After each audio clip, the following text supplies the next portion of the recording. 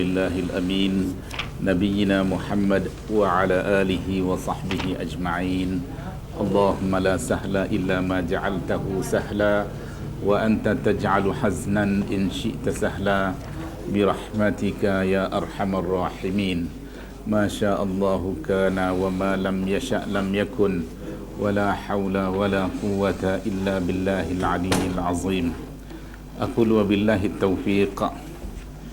Kita sambung semula kuliah kita pada kali ini, dan kuliah kita pada pagi ini akan kita teruskan dengan perbincangan yang berkaitan dengan akidah salaf ataupun akidah ahli sunnah wal jamaah yang didokong oleh para salaf as-salih, bermula di kalangan para sahabat Nabi dan kepada generasi yang berikutnya sehinggalah ke hari ini, di mana akidah yang menjadi pegangan dan keyakinan umat Islam generasi awal Islam menjadi contoh teladan yang baik kepada kita umat Islam sepanjang hayat, di mana kita menggunakan bahan kuliah daripada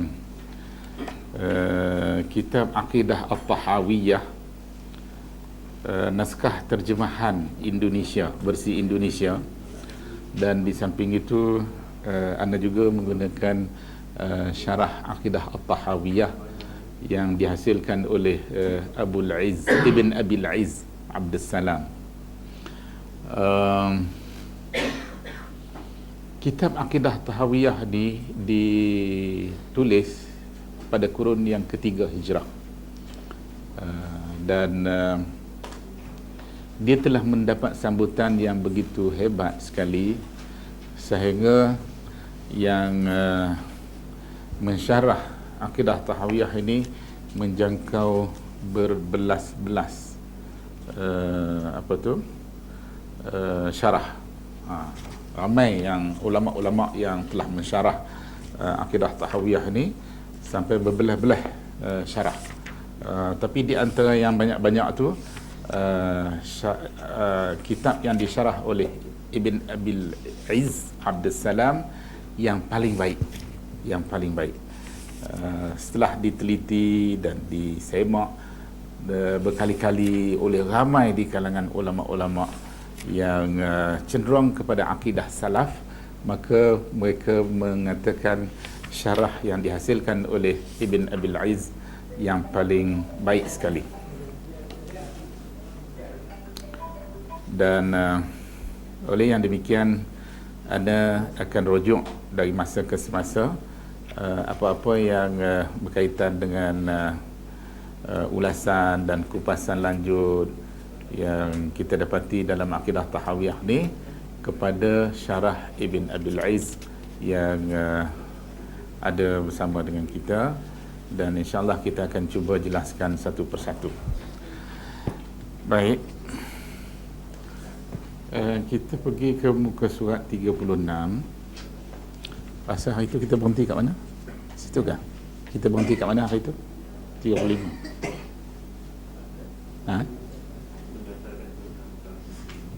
Di mana? 36 atas. Yalah.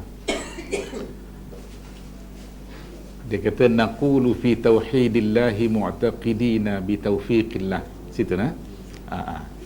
Kami mengatakan tentang tauhidullah dengan keyakinan semata-mata berkat taufik Allah. Ni dia masuk membicarakan tentang apa yang dimaksudkan tauhid kepada Allah Subhanahu wa taala. Maknanya kita dikehendaki supaya mengesahkan Allah, Subhanahu wa taala dari beberapa aspek yang akan dapat kita bincang secara terperinci, dan seterusnya membantu kita bagaimana kita harus memahami maksud keesaan kita kepada Allah Subhanahu wa taala yang akan menjadi akidah, pegangan dan keyakinan kita umat Islam berpandukan apa yang telah difahami oleh generasi salaf as-salih di kalangan para sahabat Nabi, dan begitu juga dengan generasi tabi'in, tabi'in.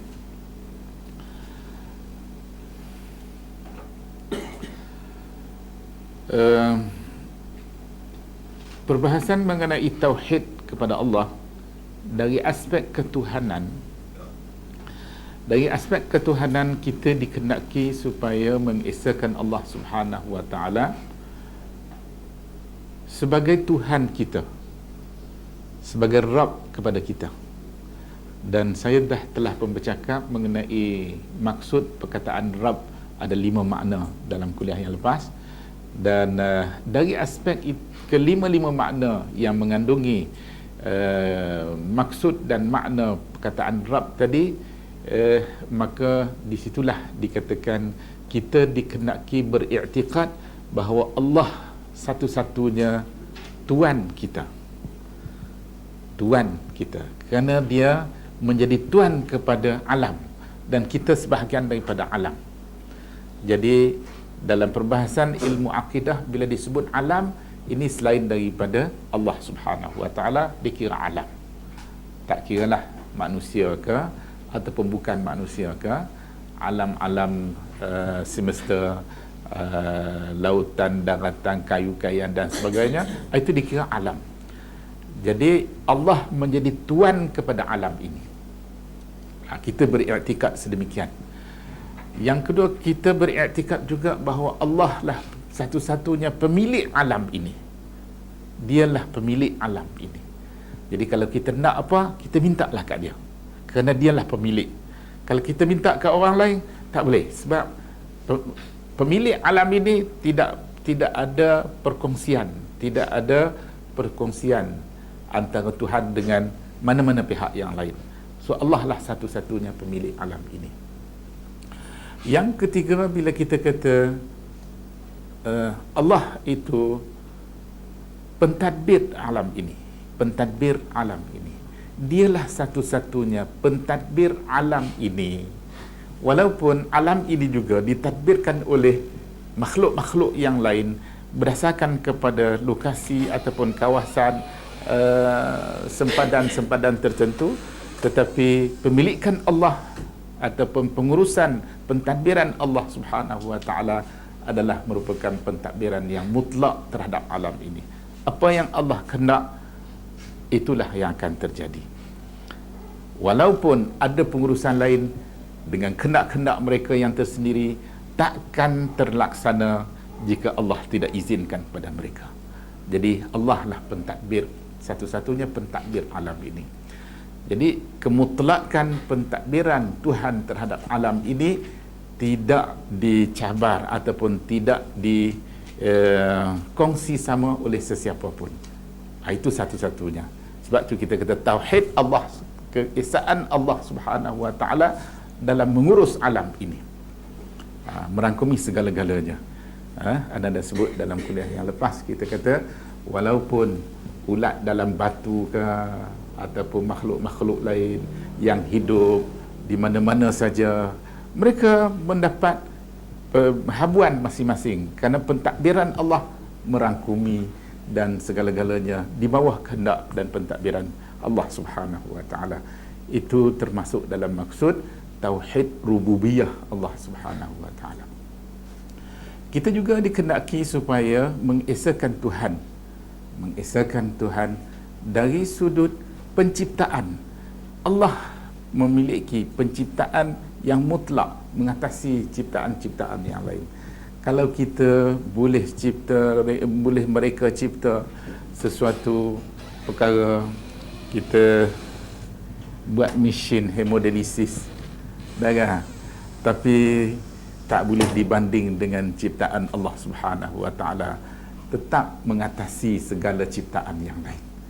Orang boleh mereka cipta desain itu, desain ini, tetapi ciptaan Allah tetap. Sebab tu dalam Al-Quran Tuhan kata la tabdila li khalqillah, tidak boleh ditukar ganti ciptaan Allah Subhanahu wa taala dengan apa saja ciptaan yang lain. Jika ada pihak yang cuba nak cabar ciptaan Tuhan, dalam syariat Allah dilarang. Tak boleh. Dalam hadis larang kita nak ubah warna uban kita, rambut kita setelah kita menjangkau usia. Macam kebanyakan kita ni dah pun bertukar warna daripada hitam jadi putih dah kan. Kita nak tukar balik daripada putih ni balik kepada hitam. Dah, dalam hadis larang.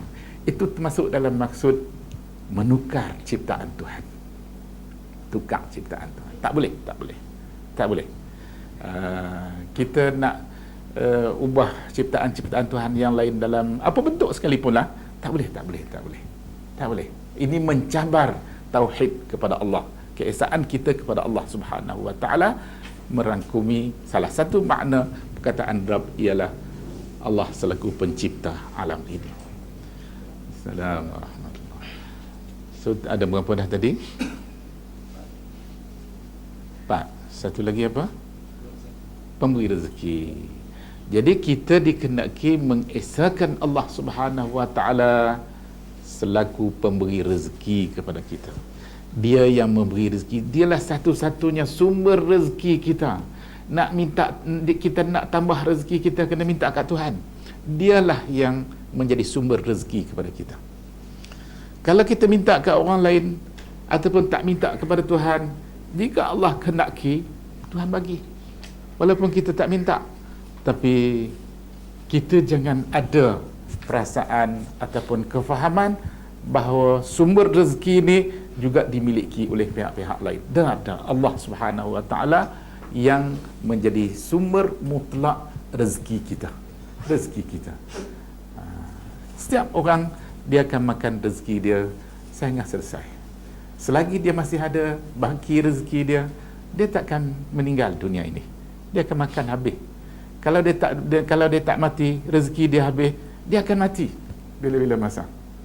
Ramai orang yang harta banyak, ada rezeki banyak melimpah ruah,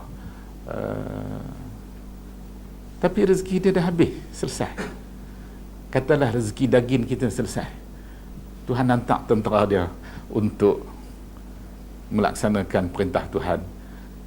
Dia ada penyakit yang tak boleh makan daging. Ada penyakit rezeki garam kita dah habis. Rezeki gula kita dah habis.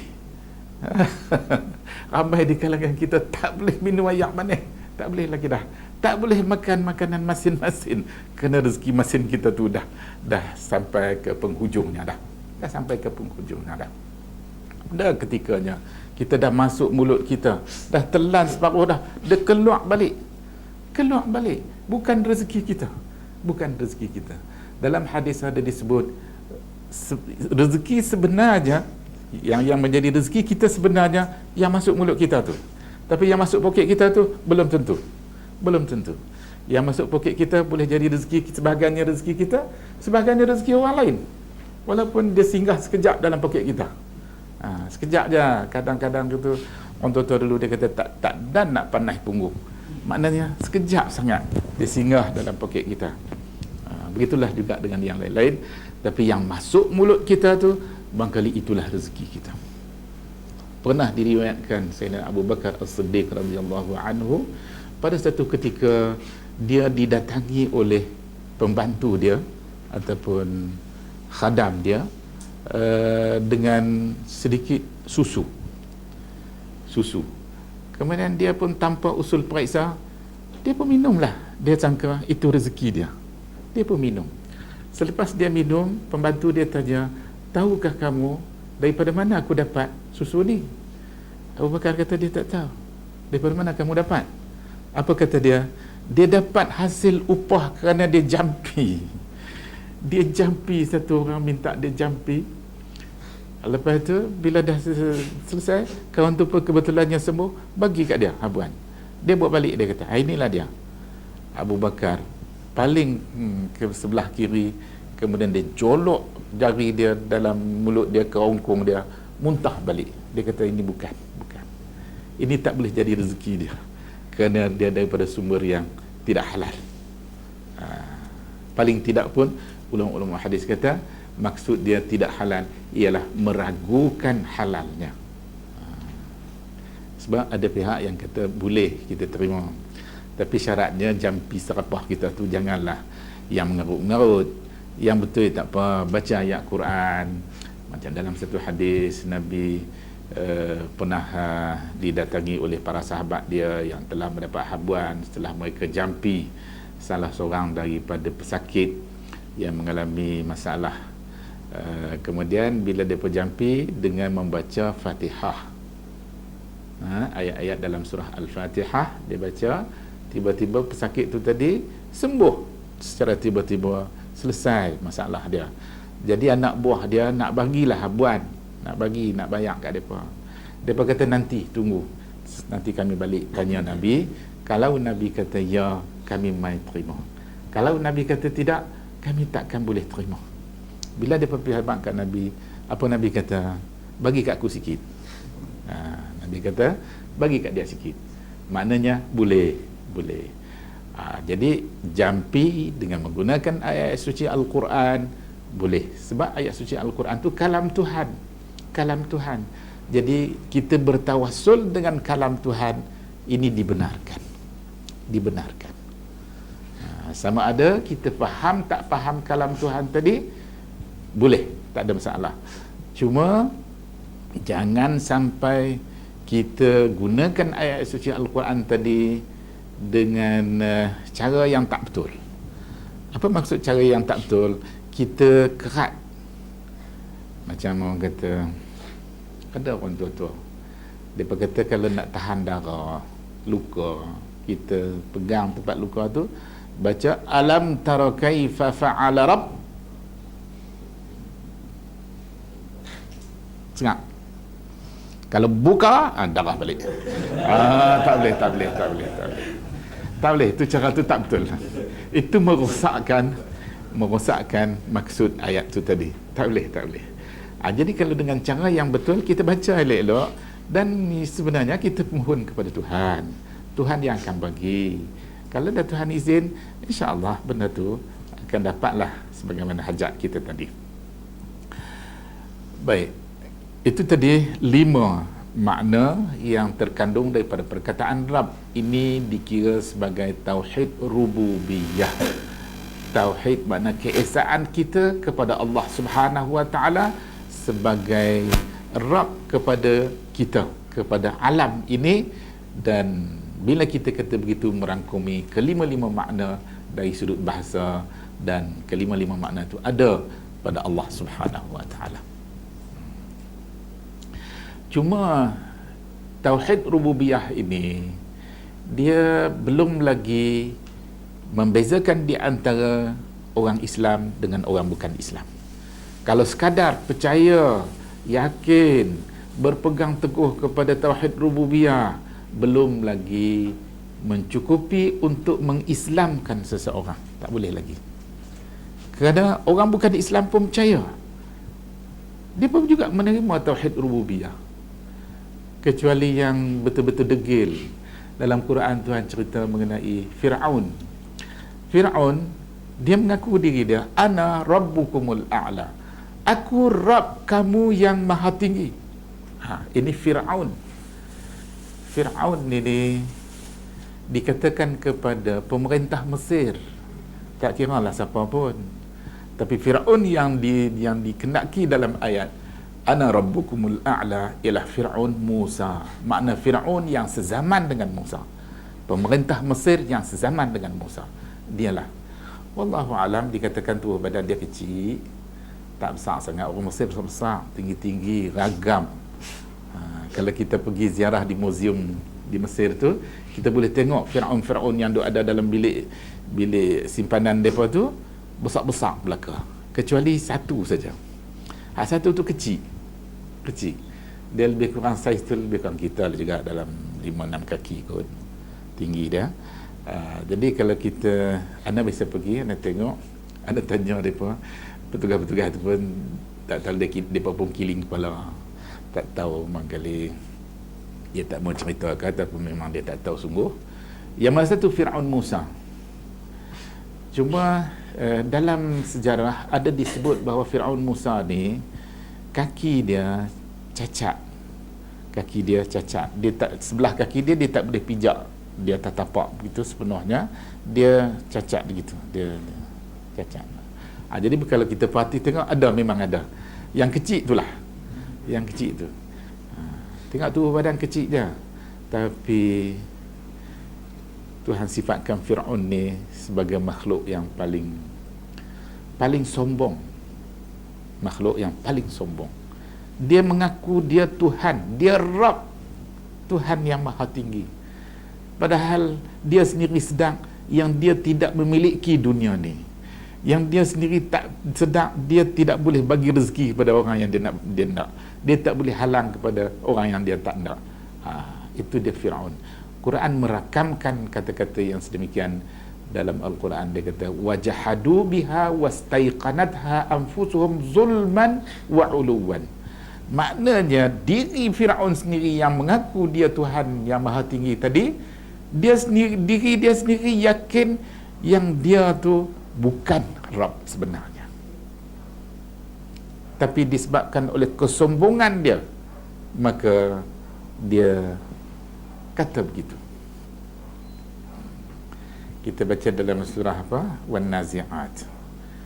Surah An-Nazi'at, dia kata ana rabbukumul a'la fa akhazahu Allahu nakala al-akhirati wal ula inna fi dhalika la'ibratan liman yakhsha a antum ashaddu khalqan amis sama'u banaha.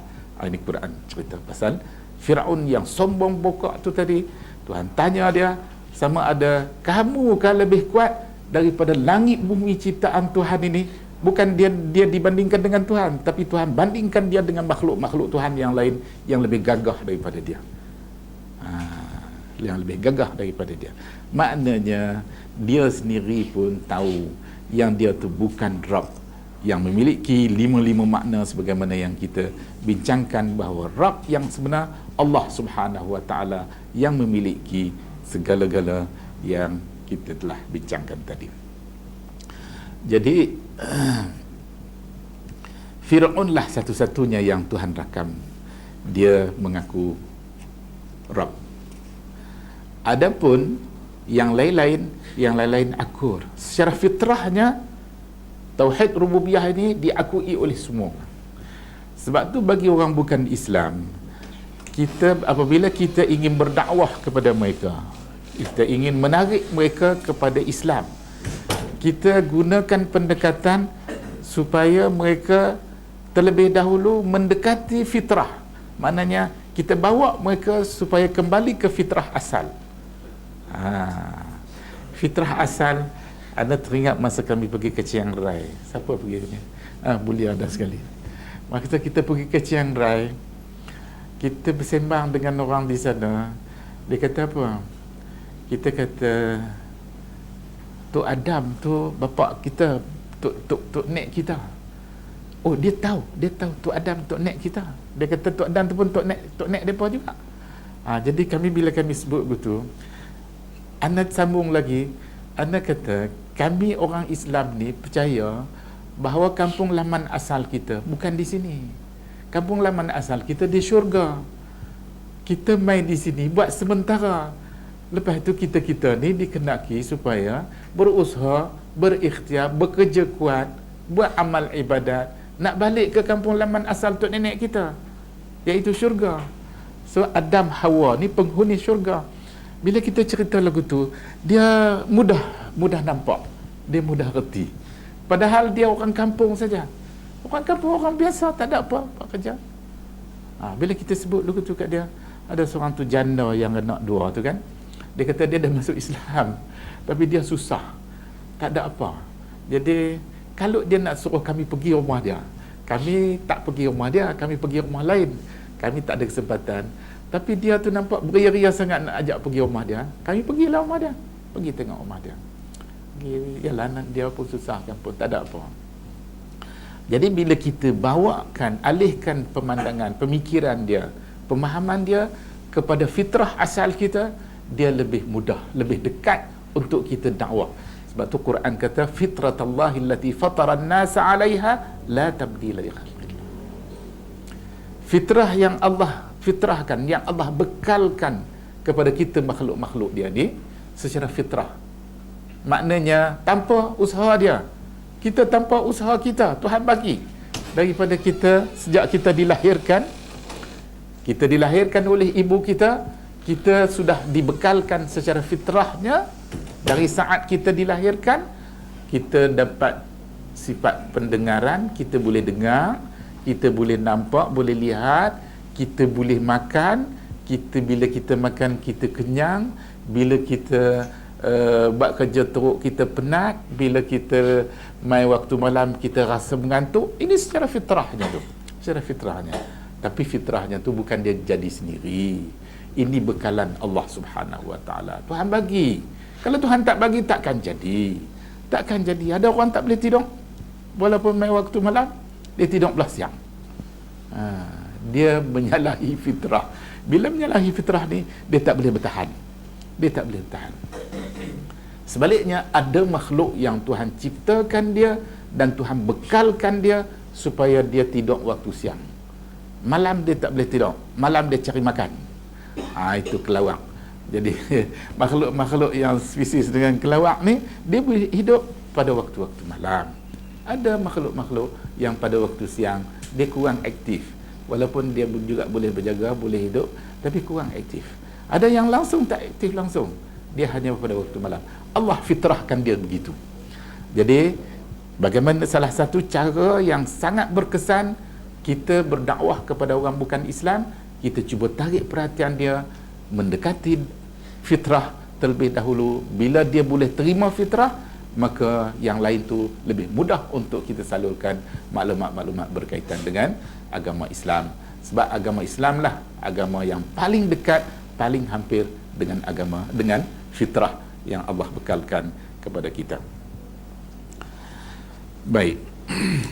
Itu tauhid rububiyah. Dalam Al-Quran, dalam banyak ayat disebut mengenai tauhid rububiyah ini. Kalau kita lihat, antara lain dia kata apa? Wala in sa'altahum man khalaqas samawati wal ard la yaqulunna Allah. Ayat ini ditujukan kepada orang kafir Quraisy di Mekah. Ayat Makkiyah. Apa maksudnya? Jika kamu bertanya kepada mereka, siapakah yang menciptakan langit dan bumi ini? Mereka kata Allah yang menciptakan langit dan bumi. Mereka kata Allah. Dalam pada tu pun Quran masih mengatakan mereka ini musyrikin, golongan musyrikin. Sebab apa? Mereka menduakan Tuhan dalam sembahan mereka. Mereka syirik Tuhan dengan berhala-berhala mereka. Ini bercanggah dengan tauhid yang selepas ni yang akan kita bincang, iaitu tauhid uluhiyah. Keesaan kita kepada Allah dari sudut sembahan, dari sudut peribadatan kita, dari sudut ketaatan kita kepada Allah. Ini dinamakan tauhid uluhiyah. Tauhid inilah yang membezakan di antara Islam dengan bukan Islam. Yang menerima, yang melaksanakan perintah-perintah Tuhan berkaitan dengan tauhid uluhiyah, ini dinamakan Muslim, mukmin. Semakin banyak dia beribadat kepada Allah, semakin tinggi darjat iman dia, meningkat dan seterusnya. Tapi tauhid rububiyah hanya dalam bentuk kefahaman, keyakinan, tetapi tidak melibatkan amalan. Kerana itulah ada orang yang menerima tauhid rububiyah tetapi dia masih menyembah berhala. Dia masih melakukan maksiat terhadap Tuhan, terhadap Allah Subhanahu Wa Taala dan berbagai-bagai lagi. Sebab tu tauhid rububiyah tidak menjaminkan seseorang tadi menjadi sebagai seorang mukmin ataupun sebagai seorang muslim. Dia masih dalam perbahasan mengenai dalil-dalil sifat 20, wujud artinya ada, lawannya tiada, mustahil Allah itu tiada, yang wajib Allah itu ada, dalilnya baharu alam ini. Kalau setakat dalilnya baharu alam ini, tak ke mana. Dia boleh membantu, tapi belum sampai kepada dalil yang betul-betul muktamad. Sebab orang bukan Islam pun dia kata Tuhan tu ada. Dalilnya bagi dia tak percaya kepada Quran, dia dalilnya hujah akal, ada alam ini, ada alam ini. Kecuali golongan-golongan free thinker ni, mereka ni tolak sebelah, sebab dia tak guna akal. Dia manusia, dia tak guna akal. Dia seolah-olah akal itulah Tuhan dia, segala-galanya. Yang dia percaya, yang dia faham, yang dia reti, itulah dia percaya. Yang dia tak faham, yang dia tak reti, tak, yang dicandu. Sebab tu bagi mereka beranggapan kepercayaan kepada agama ni, dia boleh melonglaikan akal kita. Dia boleh menghilangkan fungsi akal, boleh berfikir dengan lebih jauh. Seolah-olah bagi mereka kepercayaan kepada agama ni boleh menyekat pemikiran. Bila duk tanya Tuhan duk mana nak boleh jawab kita. Dia kata itu menyekat. Dah, kita tak, benda yang kita tak boleh fikir, jangan kata berkaitan dengan Tuhan, berkaitan dengan makhluk. Mana dia nyawa kita? Tolong bagi tahu Ustaz, nyawa duk tahu mana? Bagi tahu. Nyawa duk tahu mana? Duk di tangan, kerak tangan tak mati. Dia kata duduk di tengkuk. Duduk tengkuk memang kerak tengkuk mati. Tapi main nak kerak tangan kalau tak ada nyawa. Sakit. Ada nyawa di situ. Ada nyawa di tengkuk. Ada nyawa macam-macam lagi. Jadi dia sendiri pun tak boleh. Sebab tu dalam Quran kata yas'alunaka 'anir ruh. Mereka akan tanya kepada kamu tentang ruh. Qulir ruhu min amri rabbi. Katakanlah kepada mereka, ruh ni urusan Tuhan. Tuhan tak izin kepada kita membicarakan tentang ruh. Sebab tu orang bukan Islam pun, walau sebijak mana, bapak profesor mana pun, dia takkan bincang mengenai ruh. Dia hanya kata percaya ruh tu ada dan dia berfungsi dalam badan kita, dalam kehidupan kita. Tetapi mereka tak buang masa, tak buang tenaga pemikiran untuk berfikir tentang ruh. Buang masa.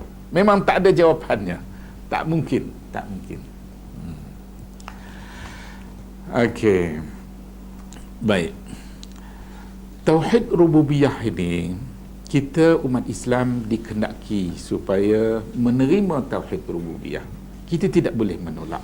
Walaupun dia tidak boleh mengislamkan kita, tetapi kita kena terima, sebab itu menjadi laluan kepada tauhid uluhiyah. Jadi pecahan tauhid yang kedua ialah tauhid uluhiyah. Dalam buku kita ni ada disenaraikan dengan dalil-dalil, dimulakan dengan surah Az-Zumar mengenai tauhid rububiyah, kemudian diikuti pula dengan surah Yunus, surah apa lagi, banyak ayat-ayat yang disenaraikan di sini. Tapi anda tengok dia campur. Pertama dia ambil daripada surah Az-Zumar, wa Allahu khaliqu kulli syai'. Allah itu pencipta tiap suatu. Itu sebagai salah satu dalil bahawa kita kena percaya, kena yakin Allah itu selaku pencipta tiap suatu. Tiap suatu maknanya tidak ada pun yang terkecuali lah. Semuanya ciptaan Tuhan. Semuanya ciptaan Tuhan. Sebab tu sehingga ke hari ini pun, walaupun manusia dengan teknologi moden boleh cipta itu, boleh cipta ini, tapi masih gagal untuk mencabar ciptaan Tuhan. Masih gagal. Ciptaan Tuhan tetap unggul mengatasi segala ciptaan yang wujud di muka bumi ini. Jadi kita kena percaya dan beriktikad bahawa Allah itu pencipta tiap suatu.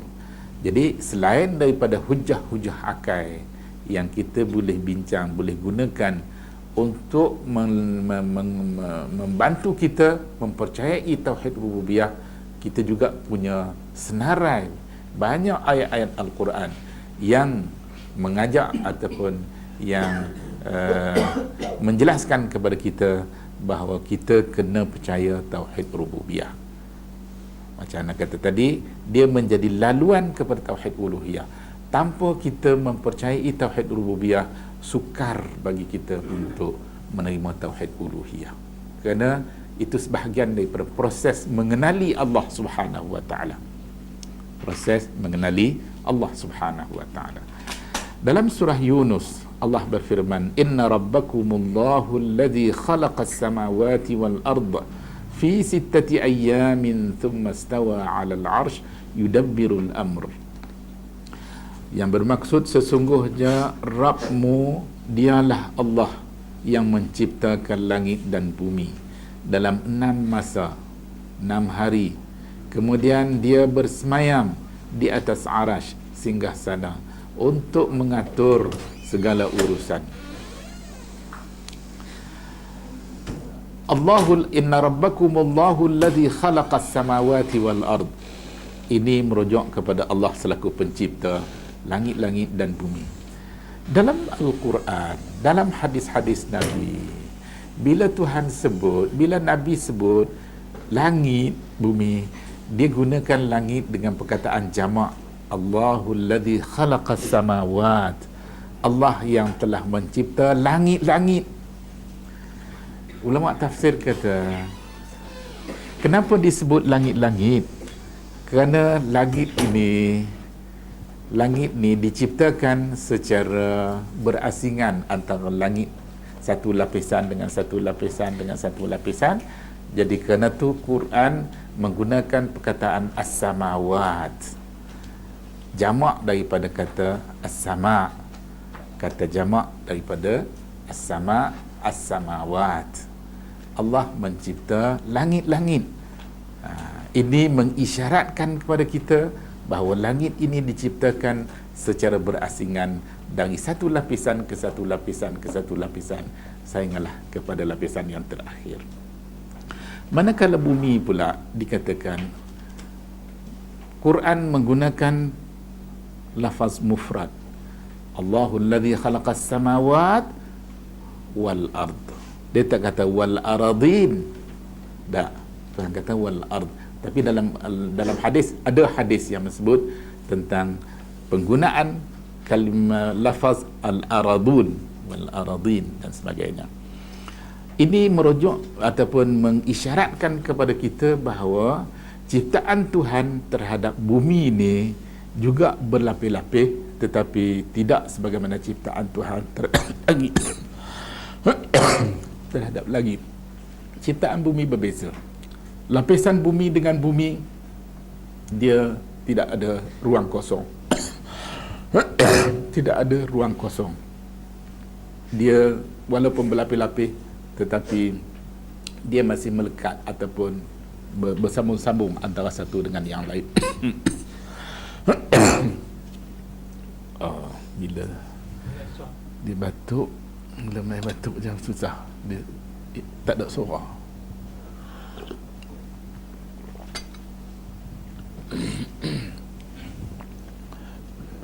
Sebab tu sehingga ke hari ini pun pakar-pakar geologi tak dapat mengesan mana satu lapisan bumi yang dimaksud dengan lapisan pertama, mana satu lapisan bumi yang dimaksudkan dengan lapisan yang kedua dan sebagainya.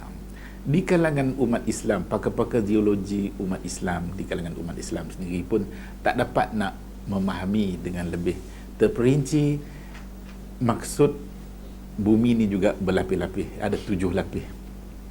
7 lapis. Dalam hadis-hadis dia disebut bumi juga 7 lapis. Kita tak tahu.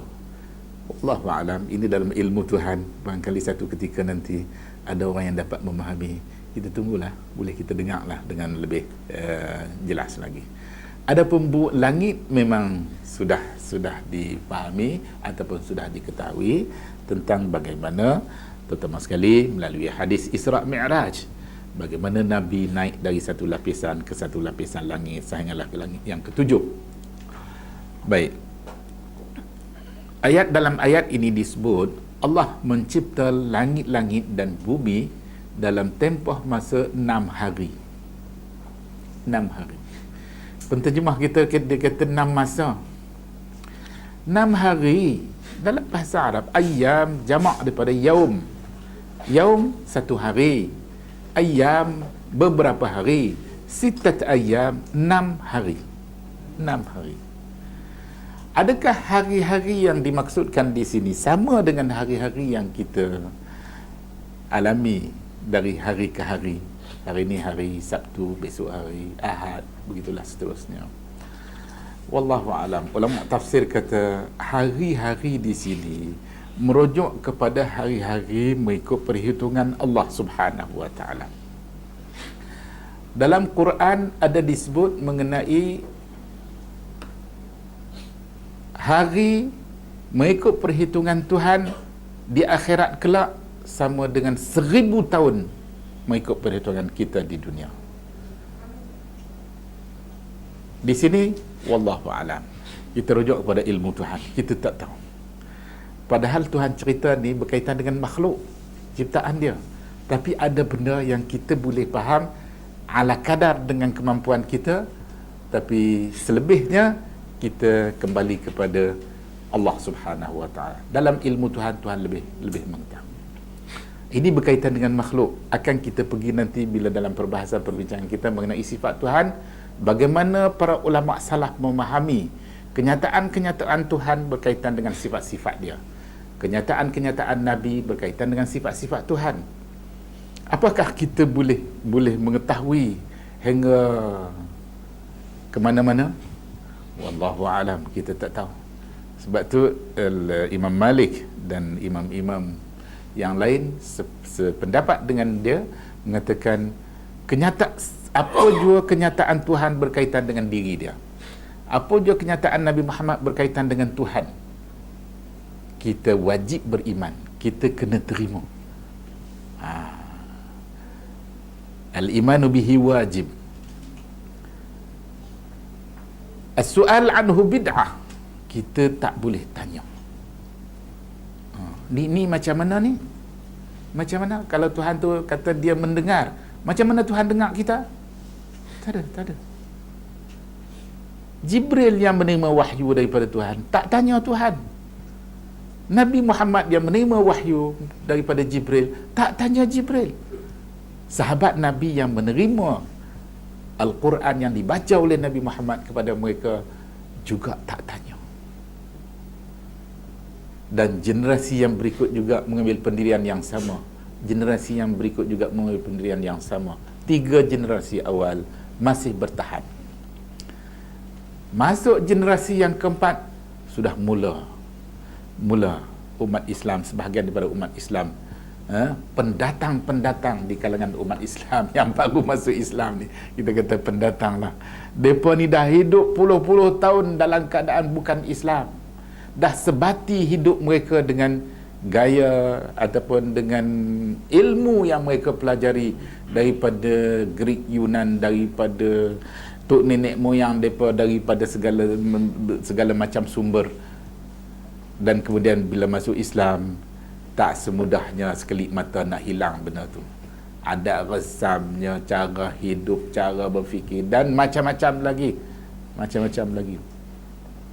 Dulu sekali bila Perkim duk hantar jemaah, inilah jemaah dia pergi buat haji. Jadi kami pelajar-pelajar di sana ditugaskan untuk bantulah depa ni baru masuk Islam, mualaf baru masuk Islam. Ana pun kena juga salah seorang. Jadi dia bagi 3 orang. Seorang kena jaga 3 orang. Bila nak pergi tawaf, nak pergi apa, kita kena jadi mutawif depa lah. Ana bawa lah seorang tu daripada Sabah, yang seorang tu daripada mana tak ingat dah. 3 orang ana kena bawa. Bila pergi tawaf, kita ni habaq dah cerita kat depa, tak kira dah.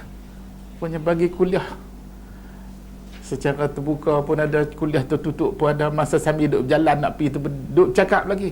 Dah sampai nak tawaf tu pun duduk cakap lagi. Dia tawaf start tawaf di Hajarul Aswad, tak apa lagi.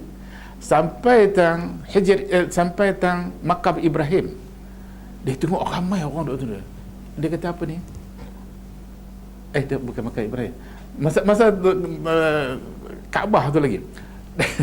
Masuk masjid tu, dia tengok orang. Kita kata mainlah, kita kena mula di sini, tak boleh lah tempat lain, kena mula di sini daripada Hajarul Aswad.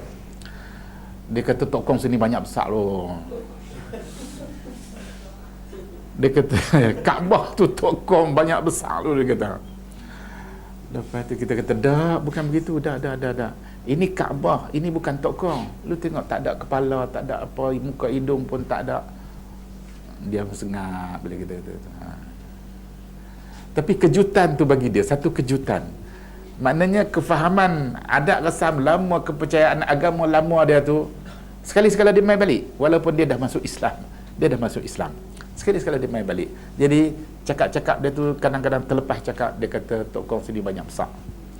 Bila kita mula tawaf sampai dia makam Ibrahim tu, tah macam mana terlepas kawalan kami, dia lompat pergi naik, anda tengok-tengok sedap-sedap dia duduk di atas tu dah. Dia duduk dekat makam Ibrahim tu. Habis yang polis tu duduk pegang, duduk tarik dia turun. Lepas tu tak apalah, tarik tu, Nana kata panggil dia tu. Nana pun cakap dengan polis-polis, dia pun nak bawa pergi tahan lah, nak soal siasat ke apa, kita tahu lah. Ada pegang gamit polis tu bagi tahu dia ni baru masuk Islam, kami kena bantu, kena tolong dia. Oh, okey, tak apa, lepas. Bila tawaf sampai sana tu, sebelum sampai sana tu, anda boleh cerita dia ni makam Ibrahim, yang ni bukan, kita tak boleh naik di situ, yang kita kena tawaf ni bukan yang ni, yang depan tu, yang Kaabah tu. Ceritalah. Lama sama-sama depa tu cakap, bila kawan duk cakap sama-sama depa tu. Cakaplah, ni kita tawaf lah, jangan cakap. Dia cakap. Dia kata ke kawan dia, jangan cakap. Jadi dia cakap. Lepas tu ada pula kata, cakap tu batal lah nanti. Tu dalam kita duk pesan tu, tapi dia dah cara dia lagu tu nak buat macam mana. Sebab tu bila Quran cerita pasal orang-orang kufar Quraisy sebelum Islam, macam mana dia bertawaf di keliling Kaabah, dalam Quran Tuhan sebut, depa tu tawaf dalam keadaan mengangkat suara yang tinggi, mukaan wa tasdiyah. Itu cara depa tawaf. Dan laki-laki tawaf di satu hala, perempuan pula tawaf mengikut hala yang bertentangan. Itu cara orang kufar Quraisy tawaf Kaabah. Depa pun tawaf Kaabah. Kaabah tu wujud sebelum Islam lagi, sebelum kedatangan Nabi Muhammad lagi. Jadi depa pun tawaf. Waktu tu depa masih boleh tawaf, Islam belum menguasai sepenuhnya lagi. Jadi yang orang Islam pi tawaf cara Islam, yang orang bukan Islam pi tawaf cara bukan Islam. Quran menyifatkan mereka tawaf dalam keadaan melaung-laung, memekik-mekik dengan suara yang tinggi. Mana mukaan wa tasdiyah. Jadi anda teringatlah bila tengok depa ni, harulah. Nak dapat tujuh keliling tu, letihlah kita dengan depa. Letih dengan depa. Tapi alhamdulillah lah, akhirnya bolehlah. Baik. Kemudian ayam di sini merujuk kepada ayam mengikut perhitungan perkiraan Allah Subhanahu Wa Taala. Kita tak tahu berapa lama. Dalam setengah ayat disebut satu hari sama dengan 1000 tahun. Ingat dalam surah As-Sajdah yang kita duk baca pagi Jumaat tu, apa dia kata? Yudabbirul amra minas sama'i ilal ardi thumma ya'ruju ilaihi fi yawmin kana miqdaruhu alfasanatin mimma ta'uddun. Alfasanatin mimma ta'uddun. Satu hari itu mengikut perkiraan kita aja sama dengan 1000 tahun. 1000 tahun. Dalam hadis pula cerita nanti bila kita di padang mahsyar, mahsyar tu padang dah. Melayu kita bila terjemah mahsyar tu padang mahsyar, padang. Kita kata Bukit Kubais kan di Mekah tu. Kita kata Bukit Jabal Kubais. Jabal tu bukit. Jadi Bukit Kubais. Bukit Jabal Kubais. Tak apalah. Kemudian summastawa 'alal 'arsy, kemudian Allah beristiwa di atas arasy. Arasy ni salah satu makhluk Tuhan. Dalam hadis ada disebut arasy ni bandingannya kalau padang, kita kata padang bola ke padang apalah, padang yang luas tu diletak cincin tu bagaikan bumi kita ni, padang tu bagaikan arasy. Maknanya makhluk Tuhan yang disebut arasy ni jauh lebih besar, berkali-kali ganda besar bumi ni. Itu. Jadi Tuhan bersemayam di atas arasy. Bila Tuhan kata summa stawa 'alal 'arsy, kemudian dia bersemayam di atas arasy. Arasy itu makhluk dia. Kita tak boleh kata kalau begitu Tuhan tu ada tempat. Tak, jangan kata begitu. Kita kata Tuhan bersemayam di atas arasy macam Tuhan kata. Dan kita juga jangan menafikan yang Allah itu tidak bertempat. Kerana itu tidak pernah dinafikan oleh Allah sendiri dalam Quran dan tidak pernah dinafikan oleh Nabi Muhammad SAW dalam hadis-hadis dia. Benda ni jangan buat main-main. Kita nampak macam sikit, macam ringan, remeh. Tak. Benda besar, benda penting. Kalau silap-silap, kita boleh tergelincir akidah kita. Kita kata macam Tuhan kata, kita kata macam Nabi kata, itu yang paling selamat. Sebab kita tak tahu. Kita tak tahu sebenarnya. Yang kita tahu hanya sikit. Tuhan kata dia bersemayam di atas arasy. Ya, dia bersemayam di atas arasy. Jangan duk pandai-pandai nak ubah suai. Kalau mengikut fahaman tauhid, akidah khalaf, dia akidah salaf ni lawan dia akidah khalaf. Salaf yang terdahulu, khalaf yang terkemudian. Mengikut pahaman akidah khalaf, al-istiwa di sini ditakwil perkataan istiwa kepada istaula. Istiwa alif sin ta waw ya tak ada titik, istiwa. Ataupun kadang-kadang setengah mushaf dia tulis macam ni, dia tulis macam mana? Macam itulah. Setengah-setengah mushaf dia tulis alif sin ta waw alif hamzah, istiwa. Summa stawa 'alal 'arsy, kemudian Allah beristiwa di atas arasy. Kita kata beristiwa.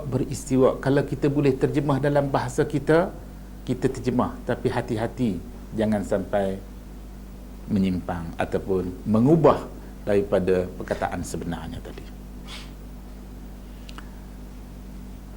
Golongan khalaf menakwilkan perkataan istawa kepada istaula.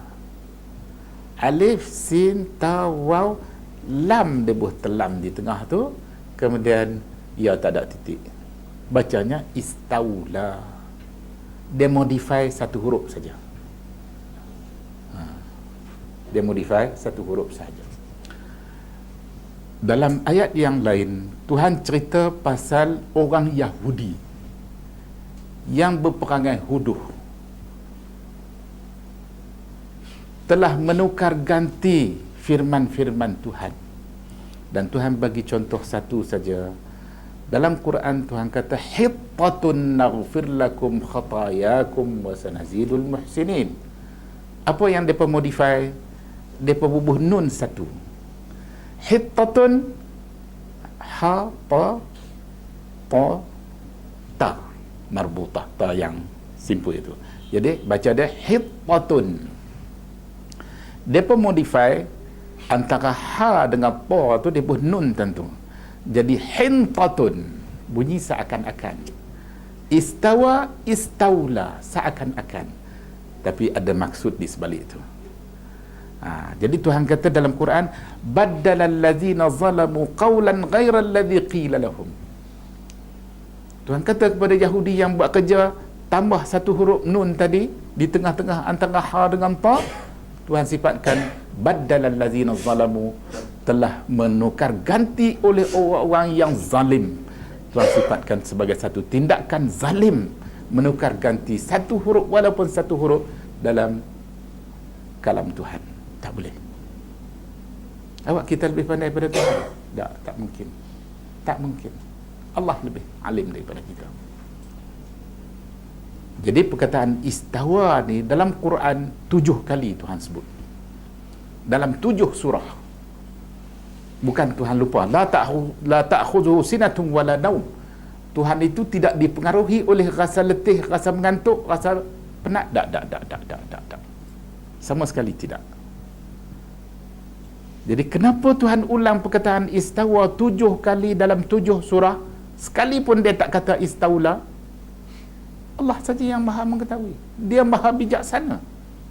Dia maha adil terhadap diri dia, terhadap makhluk-makhluk dia. Sebab tu ulama salaf mengecam sekeras-kerasnya tindakan para khalaf menakwil perkataan istawa kepada istaula. Ini takwil mengikut nafsu. Tak boleh, tak boleh. Sebagaimana yang pernah diriwayatkan tentang golongan Syiah Rafidah yang menakwilkan ayat Al-Quran berkaitan dengan sembelihan lembu yang Tuhan perintah kepada golongan Bani Israel supaya sembelih lembu, izbahu baqarah. Dia kata baqarah dalam ayat tu merujuk kepada Aisyah, dia nak sembelih Aisyah. Yang ni takwil mengikut nafsu syaitan. Tak boleh, tak boleh. Jadi kita kena jaga, tak boleh. Kerana Tuhan kecam golongan Yahudi yang menukar ganti daripada hittatun kepada hintah. Hittah makna dia maghfirah, keampunan.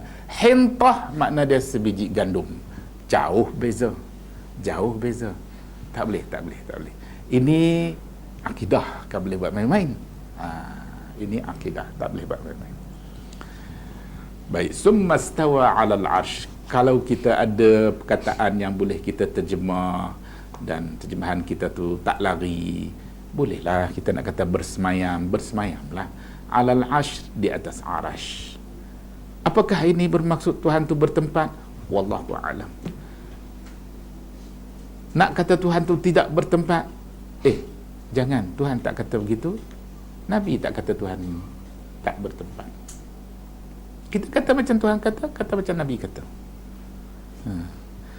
Al-Amin Asy-Syanqiti bila dia mengajak kami tentang perkara ni, dia kata apa? Kalaulah kita dibangkitkan di akhirat kelak, Tuhan tanya, pasal apa hang tak takwil?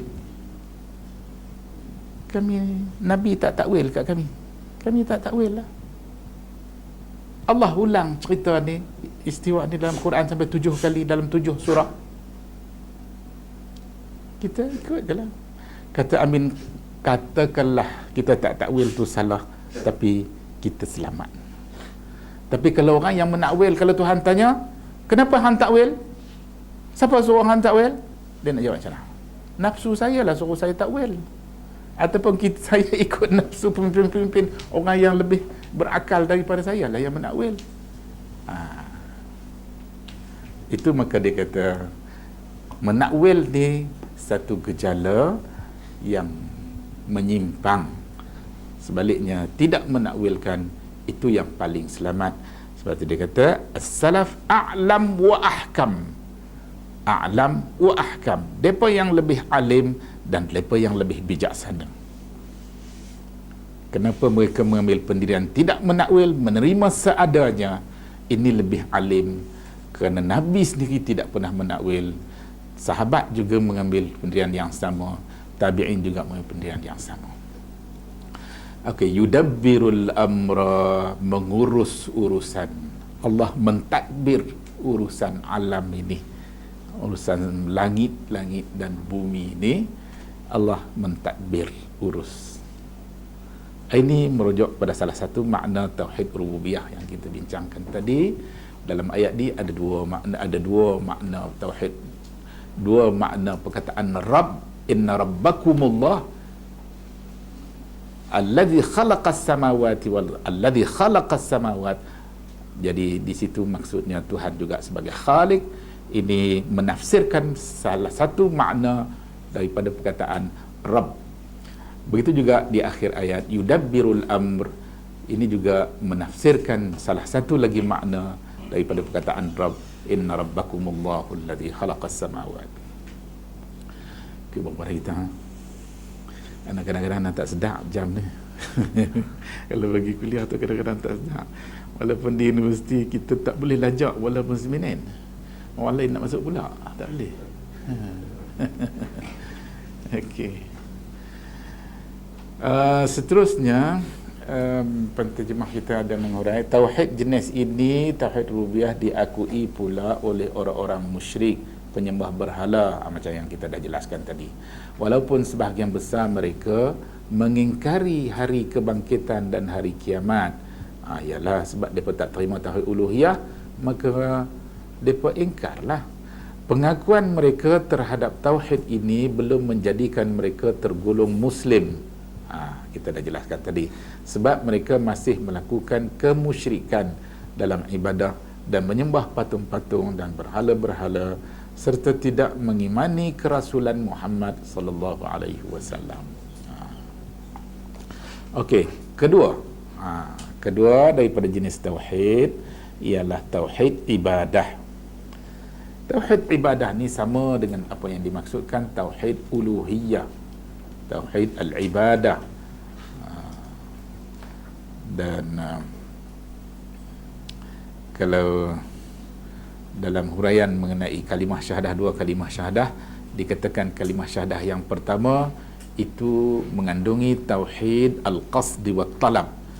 Maknanya kalimah syahadah kita yang pertama membawa maksud itulah tujuan kita diciptakan oleh Allah. Wa ma khalaqtul jinna wal insa illa liya'budun. Itu tauhidul qasd. Dan yang kedua tauhidul qasd wa talab.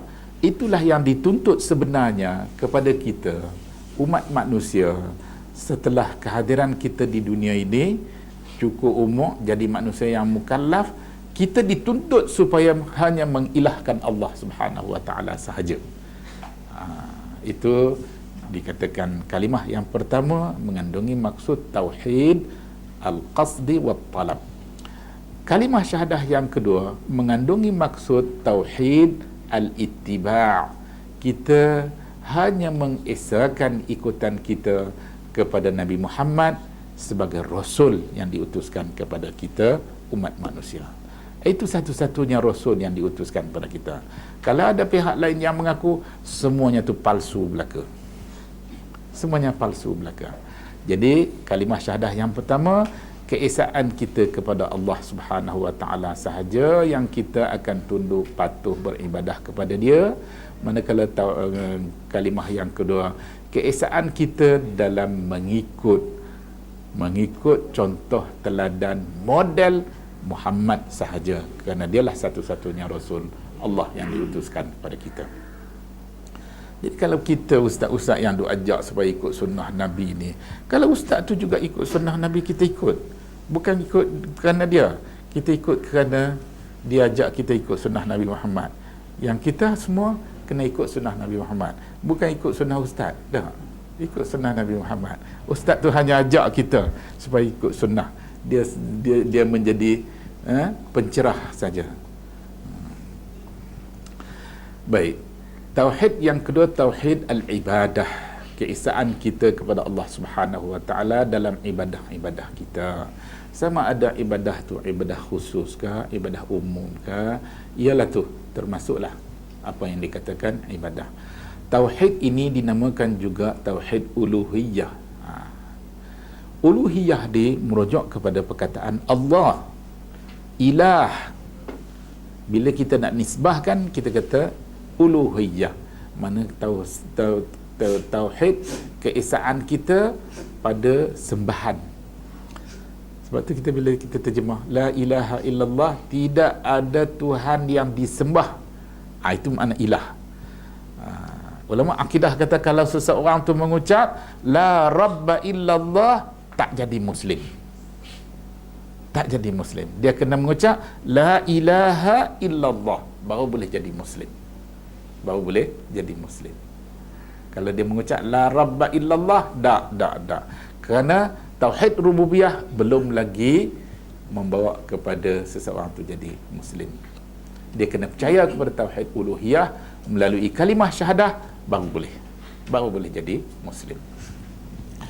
Iaitu peribadatan hanya untuk Allah. Tauhid inilah yang diingkari oleh kaum musyrikin, sebagaimana disebutkan Allah Ta'ala dalam firman-Nya, wa ajibu an ja'ahum munzirum minhum wa qala al-kafiruna hadza sahirun kazzab aja'ala al-alihata ilahan wahida inna hadza la syai'un ujab. Di sini salah satu daripada ayat yang dijadikan dalil bahawa kita umat Islam dituntut supaya hanya mengilahkan Allah sahaja. Kerana orang bukan Islam menolak akidah mengilahkan Allah sahaja. Mereka nak mengilahkan juga batu-batan. Mereka juga nak mengilahkan kayu-kayan. Mereka juga nak mengilahkan hawa nafsu. Mereka juga nak mengilahkan berbagai-bagai lagi. Alangkah banyaknya ilah-ilah yang disembah di muka bumi ini oleh penyembah-penyembah yang mengikut hawa nafsu dan godaan syaitan. Quran menyifatkan sembahan selain daripada Allah sebagai taghut.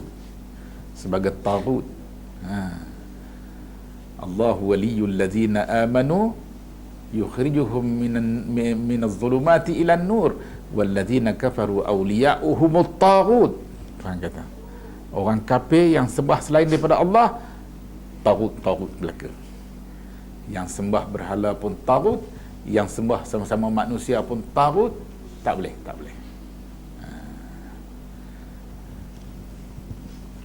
Baik.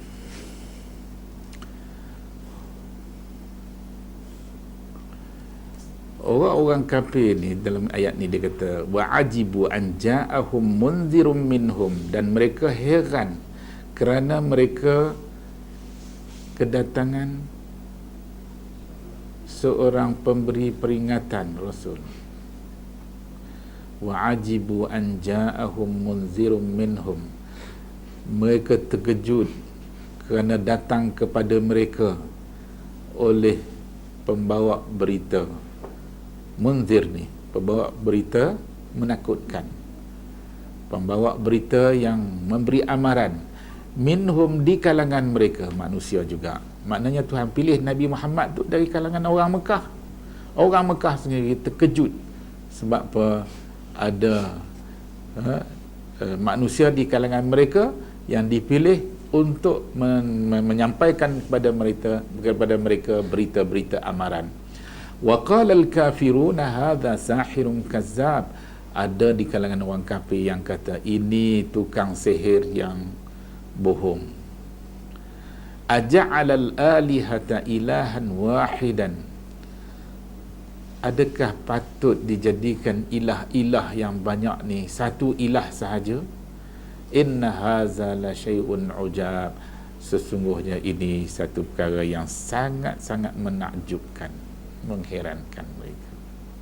Mereka duk biasa sama-sama kabilah depa, masing-masing ada Tuhan mereka yang Al-Lat wal Uzza yang disebut dalam Al-Quran tu, dia itu di antara Tuhan-Tuhan kabilah-kabilah tertentu. Yang lain pula dia bagi nama lain pula, dan bagi nama begini. Jadi masing-masing dengan cita rasa masing-masing. Kalau kita tengok dia yang hitam tu, dia buat gambar bukan membesar, bukan merah terang sekali. Kemudian dalam tangan hak besar tu ada hak kecil sekok lagi. Di bawah kaki dia, di bawah tu ada hak kecil sekok lagi duduk dua. Itu untuk melambangkan kekuasaan, kemegahan, keagungan, agung apa. Bagi mereka lah. Tapi inilah bagaimana cita rasa manusia ni yang pelbagai ni kan. Jadi Quran menyifatkan kepada orang-orang yang terkejut dengan seruan Islam mengajak hanya mengilahkan Tuhan yang satu, mereka terkejut besar. Kerana bagi mereka selama ni, tok nenek moyang mereka pun, mereka punya banyak ilah, banyak Tuhan-Tuhan sembahan. Kami pergi di Chiang Rai, bila kita ajak dia masuk Islam, dia kata mak dia tak bagi dia masuk Islam. Pasal apa tak bagi? Mak dia pesan suruh jaga Tuhan dia. Kata mana Tuhan dia? Tu dia kata, dia penjuru tu, dia datang penjuru tu. Jadi kami pun tengok, Franti tengok, adalah rumah kecil itu, dalam tu ada gambar patung kecil itu, rambut berserabu dia pun. Dia kata tu Tuhan dia pun. Mak dia pesan sangat-sangat, jangan tinggal, dia kata, suruh jaga baik-baik itu. Kita punya pujuk macam-macam. Tak mau masuk Islam, tak mau tak apalah, ikut dia lah. Tapi baik, kami tidur rumah dia malam tu. Bila tidur rumah dia, dia masak nasi, jamu kami. Tu kan bila dia masak nasi, dia kata, macam mana Ustaz boleh makan ke? Ish, Ana masa tak apa sedap nak makan dia tu. Ana tanya dia, Sejak bila dia makan babi yang last sekali lah? Dia kata 3 hari. Baru 3 hari makan babi. Kita nak tahu periuk belanga yang dia masak untuk nasi untuk kita tu, periuk belanga mana? Dia kata periuk belanga pinggan mangkuk yang dia guna untuk masak bagi kami makan tu, depa dah basuh dengan air tanah, dia kata. Rupanya anak dia, salah seorang anak dia dah masuk Islam lama dah. Jadi anak tu lah balik mai proses benda tu, masuk dengan air tanah apa gitu ini, dia hanya bantu-bantu ya, dia kata. Jadi makan malam kami malam tu diberi ayam berapa ekor. Rumah-rumah yang kami pergi dakwah tu, dia bawa bagi ayam, bagi ayam. Mula nak ajak kami ni tidur rumah depa. Jadi setiap buah rumah kami pergi, sudah dah dakwah, dah masuk Islam, mengucap, nak ajak tidur rumah depa. Itu kawan-kawan ni apa, Ustaz Yusof tu, saya angkat dah. Ustaz mengaku ya? Mengaku, kami uruskan. Okeylah, pergi sebuah rumah, ajak tidur. Ya, boleh, insya-Allah. Pergi rumah lain pula, mengaku pula sekali lagi. Ana duk fikir macam mana depa nak urusnya. Tak apalah, biar dia depa kata depa boleh urus. Bila dah gelap, patah balik round yang kedua tu, patah balik, depa ajaklah kami lah mai. Nanti kawan-kawan ni pakat pi lah bagi penjelasan lah. Ada sebuah rumah tu, dia dah siap semua ayam kot atas tanah tu, nak bagi sejuk lah kot. Tidur atas tanah, bukan ada apa, tanah je, tanah lincin elok lah. Tidur dengan anjingnya, dengan apanya. Dia kata kita tidur rumah hak mula sekali, hak kita mula-mula sampai mula pergi dakwah tu, tak apalah, ikut, setujulah. Kemudian yang lain-lain tu, petang tu pakat bawa main ayam seorang sekor. Kami tengoklah bawa ayam tu, tapi kami tak tahulah lepas tu apa jadi. Rupanya dia sembelih, dia masak nak jamu kami. Belum maghrib lagi kami mencari-mencari tak macam mana anak kata anak tak tahu, masa tak apa selera aku nak makan, anak tak mau. Lama dia pun pakat pergi beli roti kan, beli roti. Jadi bila beli roti buat balik mai, tuan rumah tu tengok dia tanya apa siapa beli roti, dia masak nasi semua siap lah lah. Allah, tak apa, kita kata okeylah. Mai dah semayang maghrib, ajak dia semayang, tak mau semayang. Hak yang mengucap dah tu, dah masuk Islam dah, mengucap, tak mau semayang. Dah tak mau semayang, kita kata tak apalah, dia tak mau semayang pun, ajak jemput dia mai duduk dekat kami lah. Mai duduk kata, tengok kami nak semayang. Dia mai, dia duduk, kami semayang lah. Sudah maghrib, kita semayang Isya apa pula, nanti bagi kuliah kat mereka. Dah sudah apa semua, jamu nasi. Buat mai angkat dengan periuk-periuk mai. Tengok sup terliok lah. Sup nampak sedap. Ayam hitam-hitam lah. Ayam apa? Ayam selasih. Ayam selasih hitam-hitam tu. Dia pun buat ginseng tu. Ginseng tu cabut kat tepi-tepi tu je. Kat tepi-tepi pagar mereka tu, yang ada tanam ginseng ni. Tempat tu. Tempat sejuk, bukit tu. Nampak pakat selera kan. Tapi dia kata Ustaz Azhar dulu, kami nak tengok Ustaz Azhar kami makan. Anak pula terkelan. Lepas anak tanya tadi, baru makan babi 3 hari lepas duk teringat hak tu, tak boleh. Lepas tu lama dia kena macam mana, halal kata siapa nak makan lah. Tak, dia pun kata dia pun tak mau makan lagi, anak tak rasa dulu tak mau makan. Allah, susah kita pula kata. Lepas tu tak apa, anak pun rasa sedap. Anak kata kat dia pun sedap. Pakat makan habis lincin. Habis lincin kan nasi dengan supnya habis. Tidak sedap lah kami malam tu. Tu depa siap tempat duduk elok, tempat tidur elok dengan tilam, dengan bantai semua. Yang anak kacau kali dengan anak anjing tu. Anjing tu jaga kami. Anjing ada 2 ekor. Dia harulah kita, bilik ayak di luar. Cuaca sejuk, hujan pula malam tu. Allah, tidur sekali Lena nak terkencing, tahan tak kencing lah. Nu anjing duk tunggu 2 ekor depan pintu. Lena sama tak sama lah malam tu. Yang kacau lagi, kami dah padam lampu nak Lena, sambil-sambil duduk bersembang lah. dengar bunyi macam babi kerok tapi tak tahu belah mana. Kita tidur malam tak tahu. Lena tak lena lagi lah. Tuan rumah main ketuk pintu. Hak yang baru mengucap petang tadi masuk Islam. Hak suami tu masuk Islam. Isteri tu tak mau masuk Islam. Jadi ketuk itu kita buka pintu apa kan. Dia habaq kat kami suruh tidur elok lah, tak ada apa, tidurlah. Dia nak keluar saat nak pergi mencuri. La ilaha illallah.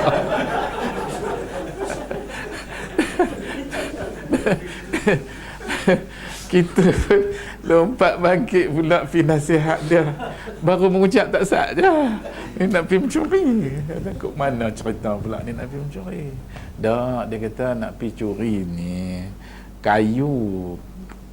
pokok kayu kerajaan tak benak tebang. Dia ni pergi tebang lama dah. Lepas tu ni nak pergi ambil bawa balik je lah. Tu kata nak pergi curi tu kayu-kayu tu. Habis macam mana kita berbincang lah sama-sama kami ni. Macam mana gimana ni? Kerajaan mereka ni tak Islam. Pemerintah mereka, penguasa mereka tak Islam. Yang dia ni Muslim lah. Dah mengucap 25 syahadat tadi. Nak pergi curi. Curi tu tak boleh nak kata. Siapa pun, orang Islam tak orang Islam pun tak boleh curi.